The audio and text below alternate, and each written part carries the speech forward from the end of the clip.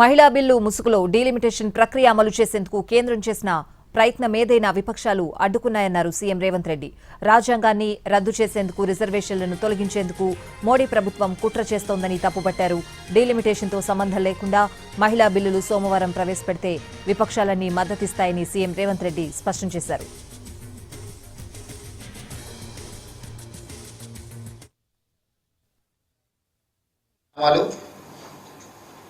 లోక్సభలో జరిగిన చర్చల్ని, లోక్సభలో కేంద్ర ప్రభుత్వం ప్రవేశపెట్టిన బిల్లులను, చర్చలతో పాటు కేంద్ర ప్రభుత్వం ఓటమిని ప్రజలు కల్లారా చూసిండ్రు.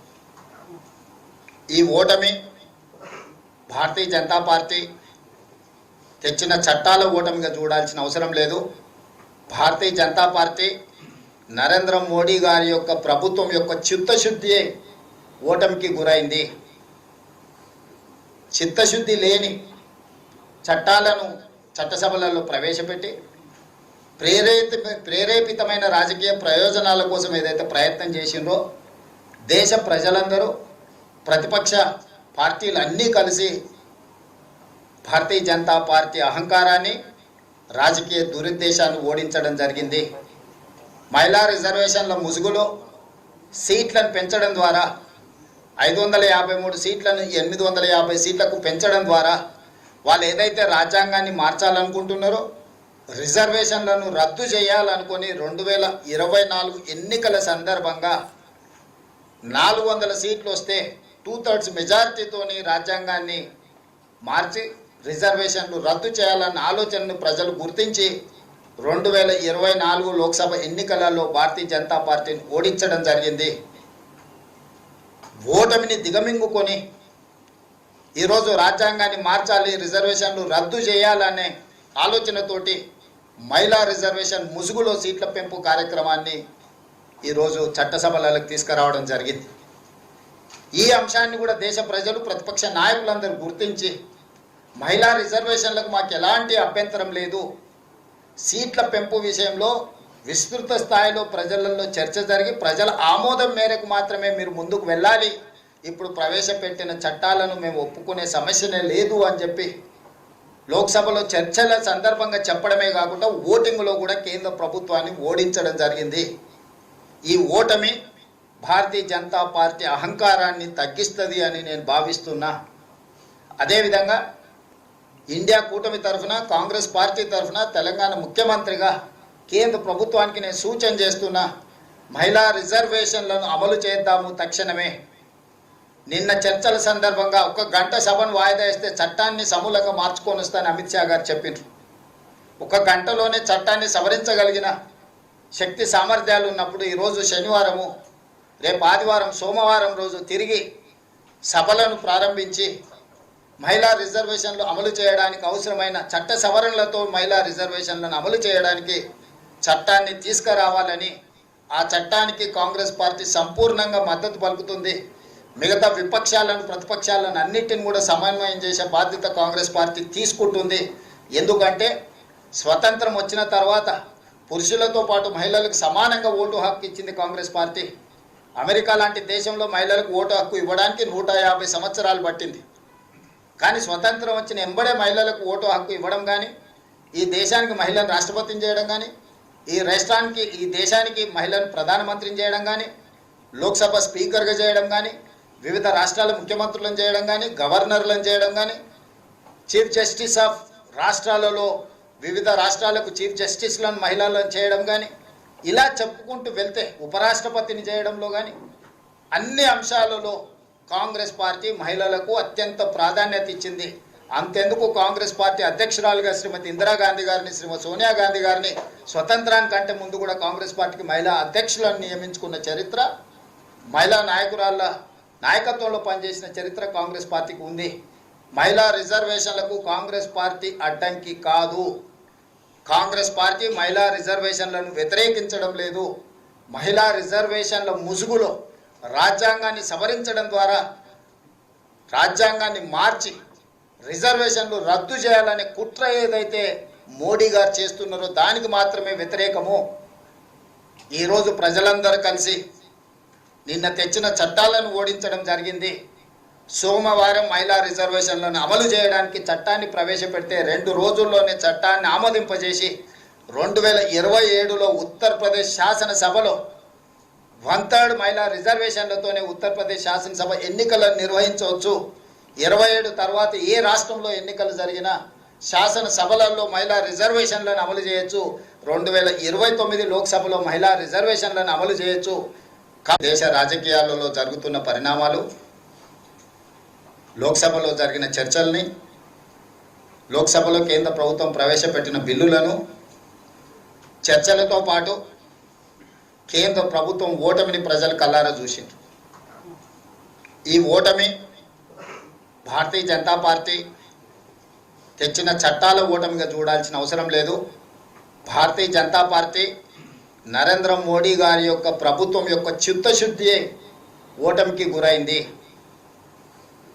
చిత్తశుద్ధి లేని చట్టాలను చట్టసభలలో ప్రవేశపెట్టి ప్రేరేపితమైన రాజకీయ ప్రయోజనాల కోసం ఏదైతే ప్రయత్నం చేసిండ్రో దేశ ప్రజలందరూ, ప్రతిపక్ష పార్టీలు అన్నీ కలిసి భారతీయ జనతా పార్టీ అహంకారాన్ని, రాజకీయ దురుద్దేశాన్ని ఓడించడం జరిగింది. మహిళా రిజర్వేషన్ల ముసుగులో సీట్లను పెంచడం ద్వారా 553 సీట్లను 850 సీట్లకు పెంచడం ద్వారా వాళ్ళు ఏదైతే రాజ్యాంగాన్ని మార్చాలనుకుంటున్నారో, రిజర్వేషన్లను రద్దు చేయాలనుకొని 2024 ఎన్నికల సందర్భంగా 400 సీట్లు వస్తే 2/3 మెజారిటీతోని రాజ్యాంగాన్ని మార్చి రిజర్వేషన్లు రద్దు చేయాలన్న ఆలోచనను ప్రజలు గుర్తించి 2024 లోక్సభ ఎన్నికలలో భారతీయ జనతా పార్టీని ఓడించడం జరిగింది. దేశ రాజకీయాలలో జరుగుతున్న పరిణామాలు, లోక్సభలో జరిగిన చర్చల్ని, లోక్సభలో కేంద్ర ప్రభుత్వం ప్రవేశపెట్టిన బిల్లులను, చర్చలతో పాటు కేంద్ర ప్రభుత్వం ఓటమిని ప్రజలు కల్లారా చూసిండ్రు. ఈ ఓటమి భారతీయ జనతా పార్టీ తెచ్చిన చట్టాల ఓటమిగా చూడాల్సిన అవసరం లేదు. భారతీయ జనతా పార్టీ నరేంద్ర మోడీ గారి యొక్క ప్రభుత్వం యొక్క చిత్తశుద్ధి ఓటమికి గురైంది. చిత్తశుద్ధి లేని చట్టాలను చట్టసభలలో ప్రవేశపెట్టి ప్రేరేపితమైన రాజకీయ ప్రయోజనాల కోసం ఏదైతే ప్రయత్నం చేసిండ్రో దేశ ప్రజలందరూ, ప్రతిపక్ష పార్టీలు అన్నీ కలిసి భారతీయ జనతా పార్టీ అహంకారాన్ని, రాజకీయ దురుద్దేశాన్ని ఓడించడం జరిగింది. మహిళా రిజర్వేషన్ల ముసుగులో సీట్లను పెంచడం ద్వారా 553 సీట్లను 850 సీట్లకు పెంచడం ద్వారా వాళ్ళు ఏదైతే రాజ్యాంగాన్ని మార్చాలనుకుంటున్నారో, రిజర్వేషన్లను రద్దు చేయాలనుకొని 2024 ఎన్నికల సందర్భంగా 400 సీట్లు వస్తే 2/3 మెజారిటీతోని రాజ్యాంగాన్ని మార్చి రిజర్వేషన్లు రద్దు చేయాలన్న ఆలోచనను ప్రజలు గుర్తించి 2024 లోక్సభ ఎన్నికలలో భారతీయ జనతా పార్టీని ఓడించడం జరిగింది. ఓటమిని దిగమింగుకొని ఈరోజు రాజ్యాంగాన్ని మార్చాలి, రిజర్వేషన్లు రద్దు చేయాలనే ఆలోచనతోటి మహిళా రిజర్వేషన్ ముసుగులో సీట్ల పెంపు కార్యక్రమాన్ని ఈరోజు చట్టసభలకు తీసుకురావడం జరిగింది. ఈ అంశాన్ని కూడా దేశ ప్రజలు, ప్రతిపక్ష నాయకులందరూ గుర్తించి మహిళా రిజర్వేషన్లకు మాకు ఎలాంటి అభ్యంతరం లేదు, సీట్ల పెంపు విషయంలో విస్తృత స్థాయిలో ప్రజలలో చర్చ జరిగి ప్రజల ఆమోదం మేరకు మాత్రమే మీరు ముందుకు వెళ్ళాలి, ఇప్పుడు ప్రవేశపెట్టిన చట్టాలను మేము ఒప్పుకునే సమస్యనే లేదు అని చెప్పి లోక్సభలో చర్చల సందర్భంగా చెప్పడమే కాకుండా ఓటింగ్లో కూడా కేంద్ర ప్రభుత్వాన్ని ఓడించడం జరిగింది. ఈ ఓటమి భారతీయ జనతా పార్టీ అహంకారాన్ని తగ్గిస్తుంది అని నేను భావిస్తున్నా. అదేవిధంగా ఇండియా కూటమి తరఫున, కాంగ్రెస్ పార్టీ తరఫున తెలంగాణ ముఖ్యమంత్రిగా కేంద్ర ప్రభుత్వానికి నేను సూచన చేస్తున్నా, మహిళా రిజర్వేషన్లను అమలు చేద్దాము తక్షణమే. నిన్న చర్చల సందర్భంగా 1 గంట సభను వాయిదా వేస్తే చట్టాన్ని సమూలంగా మార్చుకొని వస్తానని అమిత్ షా గారు చెప్పిండ్రు. 1 గంటలోనే చట్టాన్ని సవరించగలిగిన శక్తి సామర్థ్యాలు ఉన్నప్పుడు ఈరోజు శనివారము, రేపు ఆదివారం, సోమవారం రోజు తిరిగి సభలను ప్రారంభించి మహిళా రిజర్వేషన్లు అమలు చేయడానికి అవసరమైన చట్ట సవరణలతో మహిళా రిజర్వేషన్లను అమలు చేయడానికి చట్టాన్ని తీసుకురావాలని, ఆ చట్టానికి కాంగ్రెస్ పార్టీ సంపూర్ణంగా మద్దతు పలుకుతుంది. మిగతా విపక్షాలను ప్రతిపక్షాలను అన్నిటిని కూడా సమన్వయం చేసే బాధ్యత కాంగ్రెస్ పార్టీ తీసుకుంటుంది. ఎందుకంటే స్వతంత్రం వచ్చిన తర్వాత పురుషులతో పాటు మహిళలకు సమానంగా ఓటు హక్కు ఇచ్చింది కాంగ్రెస్ పార్టీ. అమెరికా లాంటి దేశంలో మహిళలకు ఓటు హక్కు ఇవ్వడానికి 150 సంవత్సరాలు పట్టింది. కానీ స్వతంత్రం వచ్చిన ఎంబడే మహిళలకు ఓటు హక్కు ఇవ్వడం కానీ, ఈ దేశానికి మహిళను రాష్ట్రపతిని చేయడం కానీ, ఈ దేశానికి మహిళను ప్రధానమంత్రిని చేయడం కానీ, లోక్సభ స్పీకర్గా చేయడం కానీ, వివిధ రాష్ట్రాల ముఖ్యమంత్రులను చేయడం కానీ, గవర్నర్లను చేయడం కానీ, చీఫ్ జస్టిస్ ఆఫ్ రాష్ట్రాలలో వివిధ రాష్ట్రాలకు చీఫ్ జస్టిస్లను మహిళలను చేయడం కానీ, ఇలా చెప్పుకుంటూ వెళ్తే ఉపరాష్ట్రపతిని చేయడంలో కానీ అన్ని అంశాలలో కాంగ్రెస్ పార్టీ మహిళలకు అత్యంత ప్రాధాన్యత ఇచ్చింది. అంతెందుకు కాంగ్రెస్ పార్టీ అధ్యక్షురాలుగా శ్రీమతి ఇందిరాగాంధీ గారిని, శ్రీమతి సోనియా గాంధీ గారిని స్వతంత్రానికంటే ముందు కూడా కాంగ్రెస్ పార్టీకి మహిళా అధ్యక్షులను నియమించుకున్న చరిత్ర, మహిళా నాయకురాళ్ళ నాయకత్వంలో పనిచేసిన చరిత్ర కాంగ్రెస్ పార్టీకి ఉంది. మహిళా రిజర్వేషన్లకు కాంగ్రెస్ పార్టీ అడ్డంకి కాదు. కాంగ్రెస్ పార్టీ మహిళా రిజర్వేషన్లను వ్యతిరేకించడం లేదు. మహిళా రిజర్వేషన్ల ముసుగులో రాజ్యాంగాన్ని సవరించడం ద్వారా రాజ్యాంగాన్ని మార్చి రిజర్వేషన్లు రద్దు చేయాలనే కుట్ర ఏదైతే మోడీ గారు చేస్తున్నారో దానికి మాత్రమే వ్యతిరేకము. ఈరోజు ప్రజలందరూ కలిసి నిన్న తెచ్చిన చట్టాలను ఓడించడం జరిగింది.